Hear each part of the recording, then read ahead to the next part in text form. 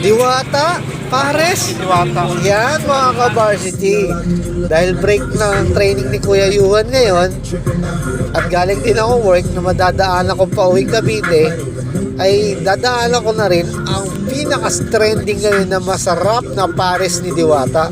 Kung sa totoo, hindi ko pa nakikita kung ano ang laman ng Pares ni Diwata. Kaya ayan, papunta na ako ng Senate dyan kung saan makikita ang kanyang Pares, ang Pares ni Diwata.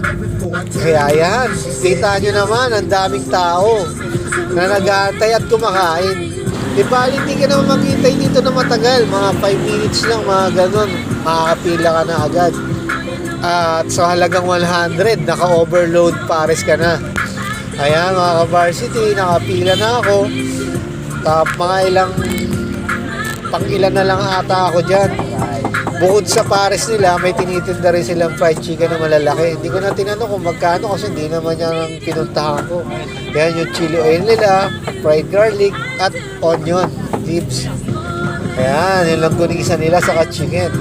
So yan, malapit na ako sumunod dyan. Umorder ako ng mix.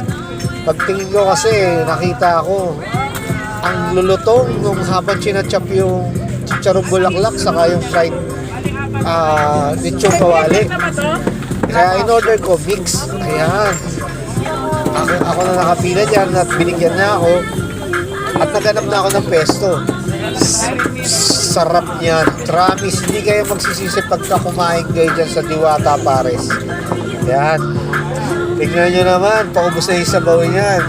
Hindi ko na rin tinanong kung ano ingredients kasi ang gusto ko lang, ma-sure ako kung talagang masarap ang Pares ni Diwata. Pero pagka subo ko pa lang kanina, makikita nyo, sinusubo ko yan habang kumakain ako. Nilagyan ko muna siya ng onion leaves, tapos chili oil, at fried garlic. Yan, dinabihan, pangpaano yan pampatanggal high blood na may matataas ang uric, cholesterol. Yan, lagay lang kayo ng bawang, tapos pineapple juice. Yan yung mainit na rice, na masarap talaga, sobra. Kaya yan, hinahalo ko na. Yan yung yempo, kita nyo naman yung yempo, crispy, chicharong bulaklak, crispy din, mga ka-varsity. So ayan, itatry na natin ang first bite. Wala pang rice yan, malinam na mga ka-varsity. Masarap talaga, sobra. Depende sa inyo kung hahangangan nyo pa. Yan, second bite. Yun, sarap na sarap talaga, mga ka-varsity. At yan, hinalo ko na sa kanin yan. Lagyan ko na ng kanin. Inuna ko muna yung, syempre, chicharong bulaklak. Kasi kanina, puro yempo yung kinakain ko eh. Crispy yempo. Kung swabe-swabe to sa mga may hangover, mga ka-varsity, puntahan nyo lang yan. Kaya yan, mga ka-varsity, kumakain na ako niyan. At alam mo naman, parang magkakapunan na rin naman eh. Parang pag uwi ko sa bahay, hindi na ako kakain. Papahinga na lang, matutulog. Pasok na naman ng buwasan, mga varsity. At yan, naubos na yung sabaw nila. Yan yung sabaw nila Diwata. Sobrang ubos talaga yung sabaw nila. Ang dami nila. Pinalitan yan eh. Kasi madami talaga.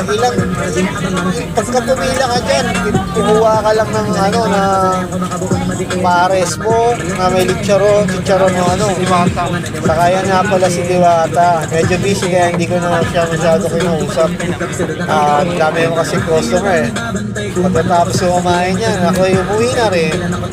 So, paalam mga ka-varsity!